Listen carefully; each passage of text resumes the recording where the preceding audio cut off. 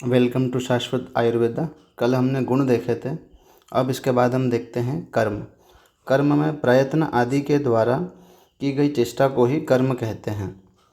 इसमें जैसे आपने कोई भी काम करा है तो उसमें आपको कोई किसी भी प्रकार की चेष्टा मतलब कोई कर्तव्य करना पड़ता है, उसे कर्म बोला गया है। अब समवाय समवाय में समवायो अपृथक भावो भूम्यादिनां गुणैर्मतः स नित्यो यत्र हि द्रव्यम न तत्र अनियतो गुणः।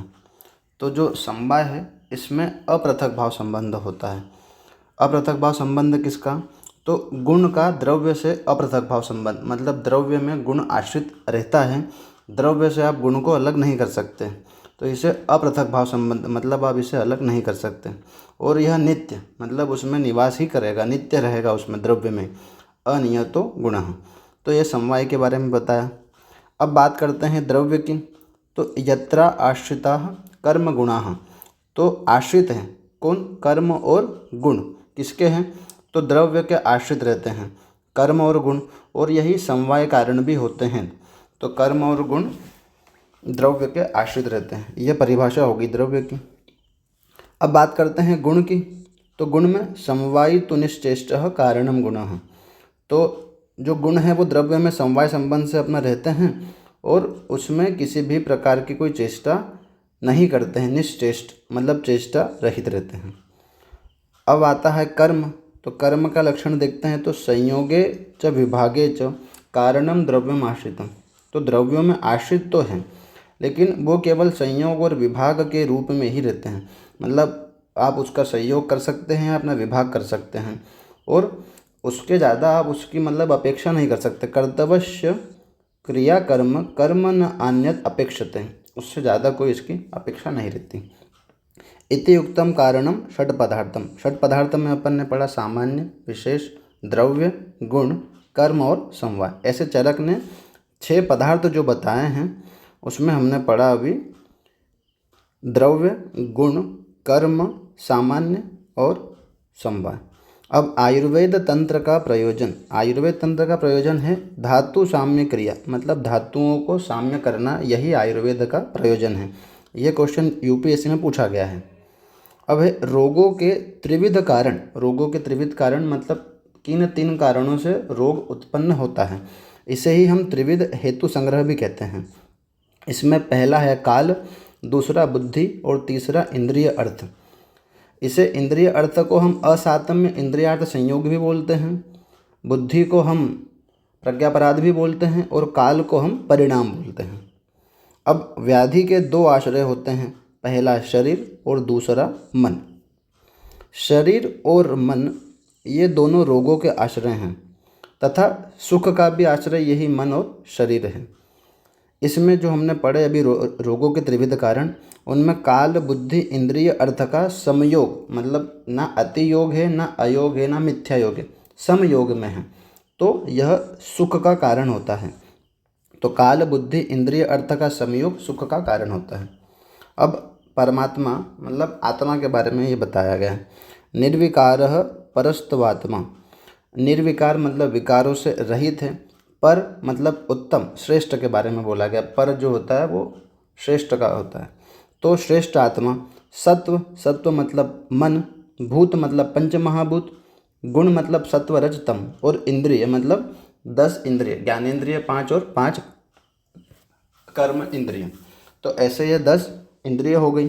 चैतन्य कारणम नित्यो दृष्टा पश्यति ही क्रिया। अब यह आत्मा है वह चैतन्य है, मतलब 2 होता है, एक आत्मा और एक मन। तो जो मन है वह अचेतन होता है और जो आत्मा है वह चेतन होता है। अब मन अचेतन है लेकिन क्रियाशील होता है। मन क्या होता है? क्रियाशील होता है। और जो आत्मा है वह चेतन है लेकिन क्रियाहीन है, मतलब आत्मा कोई काम नहीं कर सकती, इसलिए इसे क्रियाहीन बोला गया है। तो चैतन्य कारणम, अपना चेतन होता है। नित्य मतलब वह आत्मा जो है नित्य रहती है। दृष्टा मतलब इस चराचर जगत को वह देख रही है। पश्यति ही क्रिया, और जो भी यहाँ पर क्रिया हो रही है उस सभी को देखती है आत्मा। अब बात करते हैं शारीरिक दोष की। तो शारीरिक दोष में आता है वायु पित्तम कफश्चोक्तः शारीरो दोष संग्रह। अब यह पूछा जाता है कि ये जो अपना कोटेशन बताई गई है यह चरक की है या वाग्भट की। ऐसे ही एक सेम कोटेशन वाग्भट ने भी बताई है, वायु पित्तम कफश्च इति त्रयो दोषाः समासतः।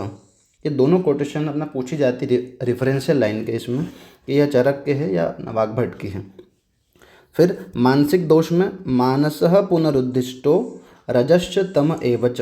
तो मानस दोष में केवल रज और तम, सत्व को मानस दोष में नहीं गिना जाता है। अब शारीरिक दोष और मानसिक दोषों का चिकित्सा सूत्र। तो हम शारीरिक दोषों में तो देव व्यापा से चिकित्सा कर सकते हैं या युक्ति व्यापा से चिकित्सा कर सकते हैं, लेकिन मानसिक दोषों में ज्ञान, विज्ञान, धैर्य, स्मृति और समाधि के द्वारा रोगों का शमन करते हैं। अब जो देव व्यापाशय है तो देव व्यापाशय का उदाहरण देखते हैं। जैसे ज्वर में विष्णु सहस्त्र नाम का जाप करना, वैसे ही एक ज्वर में आचार्य भेल हुए, उन्होंने वृषभ ध्वज पूजा बताई है। ऐसे आचार्य काश्यप ने राज्यक्षमा में रुद्र पूजा बताई है। अब वात, पित्त और कफ, तो ये अभी रेफरेंशियल लाइन वाला क्वेश्चन है कि वात, पित्त, कफ के गुणों का वर्णन कहाँ पे है, तो चरक सूत्र 1 में। इनके कर्म का वर्णन कहाँ पे है, तो चरक सूत्र 18 में। इनके स्थान का वर्णन कहाँ है, तो चरक सूत्र 20 में। अब हम वात, पित्त, कफ के जो गुणों का वर्णन है चरक सूत्र 1 में वो देखते हैं। तो वात के गुण हैं रुक्षः शीतो लघु शुष्मश्चल विशदः खरः, यह वात के गुण हो गए। पित्त के गुण हैं पित्त सस्नेहम उष्णम तीक्ष्णम द्रवम अम्लम सरम कटु। अब सस्नेह, सस्नेह का मतलब होता है कि पित्त में स्नेह ईषत मतलब अल्प मात्रा में होता है, कोई अधिक मात्रा में स्नेह पित्त में नहीं मिलता है। ईषत मतलब अल्प मात्रा में स्नेह रहता है। कफ की बात करते हैं तो गुरु, शीत, मृदु, स्निग्ध, मधुर, स्थिर, पिच्छिला, यह कफ के गुण हो गए। ऐसे वात, पित्त, कफ के 7 गुण बताए हैं। अब रस को बात करते हैं तो रस में रसना, जीवा के अर्थ का नाम रस है। रस का आधार जो है वो जल और पृथ्वी है। रस की उत्पत्ति में भी जल और पृथ्वी कारण है। विशेष ज्ञान में आकाश, वायु और अग्नि कारण होते हैं। ये क्वेश्चन यूपीएससी में और बिहार पीएससी में पूछा गया था कि रस का विशेष ज्ञान कराने में कौन से महाभूत कारण होते हैं, तो आकाश, वायु और अग्नि। अब षटको अयम शब्द, तो षटको अयम शब्द का प्रयोग किसके लिए किया है, तो रस के लिए प्रयोग किया गया है। अब प्रकोपक रस और शामक रसों की बात करते हैं। तो वात प्रकोपक रस कौन से हैं, तो कटु, तिक्त और कषाय रस। ऐसे ही वात शामक रस कौन से हैं, तो मधुर, अम्ल और लवण रस। पित्त प्रकोपक रस देखेंगे तो अम्ल, लवण और कटु। ऐसे ही पित्त शामक रस देखेंगे तो मधुर, तिक्त और कषाय। कफ प्रकोपक रस देखेंगे तो मधुर, अम्ल और लवण। शामक रस देखेंगे तो कटु, तिक्त और कषाय। अब इसको याद कैसे करेंगे, तो जो वात प्रकोपक रस है वही कफ शामक है, और जो कफ प्रकोपक रस है वही वात शामक है। तो ये दो तो आपको याद हो जाएंगे। बचे पित्त में आपको याद करना है तो प्रकोपक रस में अम्ल, लवण और कटु। तो इसको कैसे याद करेंगे, तो इसकी ट्रिक है अलका, तो ALK, अम्ल, लवण और कटु। तो बचे हुए 3 रस कौन से, तो मधुर, तिक्त और कषाय। तो ये मधुर, तिक्त, कषाय आपको याद करना है। अब बात करते हैं रसों के 5 भौतिक संगठन। रसों के 5 भौतिक संगठन में किस रस में कौन से महाभूत की प्रधानता रहती है। रस में हर एक रस में 5 महाभूत मिलते हैं। सर्वद्रव्यम पंचभौतिकम, सभी द्रव्य 5 महाभूतों से ही मिलकर बने हैं, लेकिन वह उसमें 2 महाभूत या 3 महाभूत की प्रधानता मिलती है और बाकी सब महाभूत उसमें गौण रूप में रहते हैं। ऐसे ही मधुर रस में पृथ्वी और जल महाभूत, अम्ल रस में पृथ्वी और अग्नि, ए का मतलब अग्नि है यहाँ पर, लवण रस में जल और अग्नि, कटु रस में वायु और अग्नि, तिक्त रस में वायु और आकाश, कषाय रस में पृथ्वी और वायु। नागार्जुन का नहीं याद करो तो भी चलेगा। चरक का याद करना इम्पोर्टेंट है। तो रसों के 5 भौतिक संगठन देखें। अब बात करते हैं प्रभाव भेद से द्रव्यों के भेद। तो प्रभाव भेद से द्रव्यों के भेद 3 होते हैं, दोष प्रशमन, धातु प्रदूषण और स्वस्थ व्रत। उत्पत्ति भेद से द्रव्य के प्रकार भी 3 होते हैं, जांगम, पार्थिव और उद्भिद। तो जांगम की संख्या होती है 19, पार्थिव की होती है 15, उद्भिद की होती है 18। अब उद्भिद के पुनः 4 भेद होते हैं। पहला है वनस्पति, वानस्पत्य, औषध और विरुद्ध। तो वनस्पति में जिसमें फल आते हैं, पुष्प नहीं आते हैं, जैसे वट, उदुम्बर और पीपल, इनमें फल आते हैं, पुष्प नहीं आते हैं। वानस्पत्य वो होते हैं जिनमें फल और पुष्प दोनों आते हैं, जैसे आम, जामुन और महुआ। मैंने आपको अभी पिछले लेक्चर में बताया था कि सुश्रुत ने वानस्पत्य की जगह पर इसे वृक्ष कहा है। सुश्रुत ने वानस्पत्य नहीं मानते हुए इसे वृक्ष कहा हुआ है। औषध में फल पाक अंतः, जैसे गेहूँ और चावल। जो वृक्ष है वो, जो उसका अपना पौधा है वो पक जाता है, पकने के पश्चात उस पर फल आते हैं। जैसे आपने अपना देखा होगा कि जो गेहूँ है, तो गेहूँ जब सूख जाते हैं, उसके पूरा पौधा सूख जाता है, उसके बाद फल आता है। तो फल पाक अंतः, जैसे गेहूँ और चावल। विरुद्ध में प्रतान, मतलब लताओं के रूप में रहते हैं, बेल लताओं के रूप में रहते हैं, उससे बोलते हैं विरुद्ध। अब बात करते हैं मूलिनी द्रव्य। तो मूलिनी द्रव्यों की संख्या होती है 16, फलिनी द्रव्यों की संख्या होती है 19, महास्नेह होते हैं 4, मूत्र होते हैं 8 प्रकार के, लवण होते हैं 5 प्रकार के, दूध होते हैं 8 प्रकार के, और शोधन के वृक्ष होते हैं 6 प्रकार के। तो हम पहले पढ़ेंगे मूलिनी द्रव्य। तो इनको पहले पढ़ने से पहले मूलिनी और फलिनी में कॉमन जो है, जो आपको कंफ्यूज करते हैं, जैसे मूलिनी में है हस्तिदंती और फलिनी में है हस्तिपर्णी। तो ध्यान रखना है कि मूलिनी में क्या है, हस्तिदंती, फलिनी में हस्तिपर्णी। ऐसे ही मूलिनी में है सप्तला, फलिनी में है शंखिनी। मूलिनी में है प्रत्यक श्रेणी, फलिनी में है प्रत्यक पुष्पी। तो ये कॉमन है, जिनके नाम सिमिलर है तो वो आप कंफ्यूज करते हैं, तो ध्यान रखना है कि मूलिनी फलिनी में कौन कौन है। अब मूलिनी द्रव्यों के प्रयोग स्थल, मतलब हम इन्हें किस रूप में प्रयोग करते हैं। तो वमन के रूप में, शिरोविरेचन के रूप में और विरेचन के रूप में ऐसे प्रयोग करते हैं उनको। तो वमन के रूप में हम मूलिनी द्रव्यों को किनको प्रयोग करेंगे, तो उसमें है क्षणपुष्पी, बिंबी और हेमवती। इनका हम प्रयोग करेंगे वमन के रूप में। यूपीएससी में पूछा गया क्वेश्चन है, तो इसको याद करने की ट्रिक है, हे विभीषण मूली से उल्टी कराओ। तो हे से हेमवती, विभीषण से बिंबी, मूली से मूलिनी, उल्टी से वमन। शिरोविरेचन में है श्वेता और ज्योतिष्मती। शिरोविरेचन में है श्वेता और ज्योतिष्मती। अब बात करी थी हमने मूलिनी, तो मूलिनी की संख्या होती है 16। तो इसमें वमन में हो गए 3 और शिरोविरेचन में हो गए 2। तो कितने बचे इसमें से, शेष 11। तो जो शेष 11 होते हैं वो हो गए विरेचन में। अब बात करते हैं फलिनी द्रव्यों की। तो फलिनी द्रव्य होते हैं 19। तो इसमें कुछ याद करने के हैं, जैसे क्लितक, मुलेठी, ये 2 प्रकार का हो गया, आनुप और एक स्थलज। एक प्रक्रिया और उदक्रिया। हस्तिपर्णी, अभी देखा कि हस्तिदंती और हस्तिपर्णी। तो हस्तिदंती मूलिनी में है, हस्तिपर्णी फलिनी में है।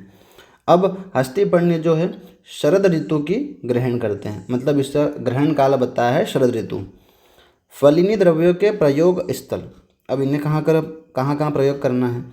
तो 8 द्रव्य है जिनका वमन और आस्थापन दोनों में प्रयोग करते हैं। तो पहला है धामार्गव, इक्ष्वाकु, जीमूतक, कृतवेधन, मदन फल, कुटज, त्रपुष और हस्तिपर्णी। तो ये जो अपना कुटज है, यह पीएचडी 2018 में पूछा गया क्वेश्चन है। तो फलिनी में जो 8 द्रव्य हैं उनका हम वमन और आस्थापनोपक दोनों में प्रयोग करते हैं। तो इसकी ट्रिक है धाईजी, क्रमकु, त्रपु, हस्ति। तो धा से धामार्गव, ई से इक्ष्वाकु, जी से जीमूतक, क्र से कृतवेधन, म से मदनफल, कु से कुटज, त्रपु से त्रपुष और हस्ति से हस्तिपर्णी। अब बात करते हैं शिरोविरेचन में। तो शिरोविरेचन में केवल एक है, प्रत्येक पुष्पी, इसे ही हम अपामार्ग भी कहते हैं। अब 8 वमन में, 1 शिरोविरेचन में, तो अब अपना शेष कितने बचे? तो विरेचन में शेष बचेंगे 10। तो हमें वमन और शिरोविरेचन याद कर लिया, तो हमें विरेचन वाले याद करने की जरूरत नहीं पड़ेगी। अब चतुर्विध महास्नेह में सर्पी है, तेल है, वसा है और मज्जा है। अब इन 4 महास्नेहों का प्रयोग हम कैसे कर सकते हैं? तो इनका हम प्रयोग कर सकते हैं पान के रूप में, अभ्यंग के रूप में, बस्ती के रूप में और नश्य के रूप में। तो इन चतुर्विध महास्नेहों का प्रयोग हम 4 प्रकार से कर सकते हैं, पान, अभ्यंग, बस्ती और नश्य। तो इसकी याद करने की ट्रिक है पबन, तो PABN, पान, अभ्यंग, बस्ती और नश्य। अब 5 नमक, तो 5 नमक में सोवरचल, सिंधव, वीड, औदभिद और सामुद्र लवण। इन 5 लवणों के गुण की बात करेंगे तो यह स्निग्ध, उष्ण, तीक्ष्ण होता है और दीपनीय होता है। अब हमें एक यहाँ पर अपना कन्फ्यूज़ करेगा कि नमक में स्निग्ध गुण नहीं होगा, लेकिन स्निग्ध गुण है, तो ये ध्यान रखना है आपको। अब 8 प्रकार के मूत्र देखे थे, तो 8 प्रकार के मूत्रों के नाम देखते हैं। तो पहला है भेड़ का मूत्र, बकरी का मूत्र, गौमूत्र, भैंस का मूत्र, हाथी का मूत्र, ऊँट का मूत्र, घोड़े का मूत्र और गधे का मूत्र। तो मूत्रों के नाम और संख्या में एक शब्द आया है आत्रेय शासन। अब यह आत्रेय शासन 2 जगह पर आया है, एक तो चरक सूत्र पहले में मूत्र में, और चरक के इंद्रिय स्थान के 6ठे अध्याय में। तो ध्यान रखना है कि आत्रेय शासन कहाँ पर आया है। अब मूत्रों के गुण की बात करते हैं, तो यह उष्ण होता है, तीक्ष्ण होता है और अरुक्ष होता है। पांडु रोग उपसष्टानाम उत्तमम शर्मच उच्यते। पांडु रोग में यह उत्तम होता है इसका प्रयोग करना। श्लेष्माणम शमयेत पीतम, मतलब इसका पान करने से यह श्लेष्मा मतलब कफ का नाश करता है, शमन करता है। मारुतम च अनुलोमयेत, वायु का अनुलोमन करता है। कर्षेत पित्तम अधोभागम, कर्षेत मतलब खींच कर बाहर निकालना। किस मार्ग से? तो पित्त को अधो मार्ग से बाहर निकालना। कर्षेत पित्तम अधोभागम। अब पहला देखते हैं आवी का मूत्र। तो आवी का मूत्र तिक्त रस वाला होता है और पित्त का अविरोधी होता है, मतलब पित्त का विरोध नहीं करता है। अजामूत्र जो होता है कषाय होता है, मधुर है और पच्य है। ऐसे ही गव्य मूत्र जो है मधुर रस वाला होता है, कृमि कुष्ठनुत, कृमि और कुष्ठ का नाश करने वाला। कंडुम च शमयेत, कंडू का शमन करने वाला और उदर रोग में लाभकारी, यह गव्य मूत्र है। अब माहिष मूत्र देखेंगे तो यह अर्शः शोफ उदरघ्नम तु ससारम, तो अर्श, शोफ और उदर रोगों का नाश करने वाला, और यह माहिष मूत्र जो होता है क्षार युक्त होता है। अब हाथी का मूत्र, तो यह लवण रस वाला होता है। कृमि कुष्टिना, तो कृमि रोग में और कुष्ठ रोग में प्रयोग किया जाता है। प्रशस्तम बद्ध विणमूत्रम, तो मल और मूत्र की रुकावट, विड मतलब मल, मूत्र तो बद्ध मतलब रुकावट, तो मल और मूत्र की रुकावट में प्रशस्त है कौन? हाथी का मूत्र। अब ऊँट का मूत्र सतिक्तकम मतलब तिक्त रस वाला होता है। श्वास काशघ्नम अर्शोघ्नम, तो श्वास काश और अर्श का नाश करने वाला। यह क्वेश्चन PG 2016 में आया था। घोड़े का मूत्र तिक्त कटुकम, तिक्त और कटुरस वाला होता है। कुष्ठ व्रण विषापहम, यह क्वेश्चन NIA में पूछा गया हुआ है कि घोड़े का मूत्र कुष्ठ और व्रण को और विष को हरने वाला होता है। अब गधे का मूत्र, तो गधे का मूत्र अपस्मार में, उन्माद में और ग्रह विनाशनम, मतलब अपस्मार, उन्माद और ग्रह रोगों का नाश करने वाला होता है। अब नर मूत्र, यह चरक में वर्णित नहीं है, भाव प्रकाश बताते हैं इसके बारे में। तो भाव प्रकाश बताते हैं गरहंति सेवितम तद रसायनम, तो इसकी उपमा रसायन से की है। ऐसे सुश्रुत ने भी इसकी उपमा रसायन के की है। अब 8 प्रकार के दुग्ध होते हैं, इसमें आवी का दुग्ध, अजा दुग्ध, गौ दुग्ध, माहिष का दुग्ध, उष्ट्री मतलब ऊँटनी, नागिना मतलब हथिनी, वडवाय मतलब घोड़ी और एक स्त्री का दुग्ध। ऐसे 8 प्रकार के दुग्ध होते हैं। अब इन दुग्ध के सामान्य गुणों की बात करते हैं। तो यह प्रीणन करने वाला, प्रीणनम, ब्रहणम, ब्रहण करने वाला, शरीर का ब्रहण करता है। वृश्यम, शरीर में वृषता लेकर आता है। मेध्यम, बुद्धिवर्धक। बल्यम, बलवर्धक। मनस्करम, मन को अपने कार्य में लगाने वाला। हंति शोणित पित्तम च, मतलब रक्त पित्त को हरने वाला। संधानम विहतश्च च, विहत का मतलब होता है भग्न, और भग्न का संधान मतलब भग्न को जोड़ने वाला होता है कौन? दुग्ध। दीपनीय होता है पांडु रोग में, अम्ल पित्त में, अतिसार में, प्रदर में, वात और पित्त विकारों में भी श्रेष्ठ है दूध। अब हमने शोधनार्थ वृक्ष देखे थे। शोधनार्थ वृक्ष होते हैं 6। इनमें शोधनार्थ वृक्षों में 6 में 3 का प्रयोग करते हैं दूध और 3 का प्रयोग करते हैं छाल। इनमें हम 3 का प्रयोग करते हैं दूध और 3 की छाल का प्रयोग करते हैं। अब इसमें 3 में जिनका दूध लिया जा रहा है, पहला है स्नुही, इसका हम विरेचन के लिए प्रयोग करते हैं। दूसरा है अश्मंतक, इसका हम वमन के लिए प्रयोग करते हैं। तीसरा है अर्क, इसका वमन और विरेचन दोनों के लिए प्रयोग करते हैं। तो शोधनार्थ वृक्ष हमने देखे अभी 3, जिसका हम दूध का प्रयोग करते हैं। अब 3 जिनका हम छाल का प्रयोग करते हैं, मतलब त्वक का प्रयोग करते हैं। तो इसमें है पूतिक, तिलवक और कृष्णगंधा। तो पूतिक और तिलवक दोनों का हम विरेचन के लिए प्रयोग करते हैं। अब बचा एक, कौन? कृष्णगंधा। तो कृष्णगंधा का हम प्रयोग करते हैं विसर्प में, शोथ में, अर्श में, द्रदु में, विद्रदी में, गलगंड में, कुष्ठ में और अलजी में। तो यहाँ पर आया है पयस त्वचः षडः, मतलब 3 का दूध और 3 की त्वचा मतलब छाल का प्रयोग करते हैं। ऐसे यह हो गए 6 शोधन के वृक्ष। अब औषधि के नाम और रूप को जानने वाले को हम वनवासी कहते हैं। योग को जानते हैं पर रूप को नहीं जानते, उसे कहते हैं तत्वविद। श्रेष्ठ चिकित्सक का लक्षण, श्रेष्ठ चिकित्सक का लक्षण है योग मासा तुयो विद्या देश काल उपपादितम पुरुषम पुरुषम वीक्ष्यम स गेयो भीषक उत्तमः। उत्तम वैद्य हम किसे कहेंगे? जो वैद्य प्रत्येक पुरुष की परीक्षा करता है, तो उसमें उसका देश को, काल को, इन सब का ज्ञान रखने वाला और उसी के अनुसार औषधि का प्रयोग करता है, उसे उत्तम वैद्य जानना चाहिए। अब न जानी हुई औषध उसी प्रकार प्राणघातक होती है जिस प्रकार विष, शस्त्र, अग्नि या इंद्र का वज्र प्राण को हर लेते हैं।